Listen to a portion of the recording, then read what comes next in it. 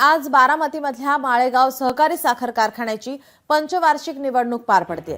सायंकाळी 6 वाजेपर्यंत मतदान होणार आहे। 24 जूनला या निवडणुकीचा निकाल जाहीर होणार आहे। या निवडणुकीसाठी अजित पवारांचं निळकंठेश्वर पॅनल तर शरद पवारांच्या पक्षाचं बळीराजा पॅनल यांच्यासह अनेक पॅनल निवडणुकीच्या रिंगणामध्ये आहे। त्यामुळे या निवडणुकीमध्ये शरद पवारांचं वर्चस्व राहणार की अजित पवार बाजी मारणार याकडे लक्ष असेल। माळेगाव साखर कारखाना निवडणूक आज होणार आहे। मतदान होणार आहे। सायंकाळी 6 वाजेपर्यंत मतदान होणार आहे। या कारखान्याची पंचवार्षिक निवडणूक आज पार पडते। मतदान होणार आहे। 24 जूनला या निवडणुकीचा निकाल जाहीर होणार आहे। आपले प्रतिनिधी अमोल धर्माधिकारी आपल्यासोबत जोडलेले आहेत। अमोल, आपण या ठिकाणी पाहतोय अजित पवारांचं निळकंठेश्वर पॅनल आणि शरद पवारांच्या पक्षाचं बळीराजा पॅनल याच्यासह अनेक पॅनल निवडणुकीच्या रिंगणामध्ये आहेत। मतदानाला आता सुरुवात थोड्याच वेळात होणार आहे। काय अधिकची माहिती?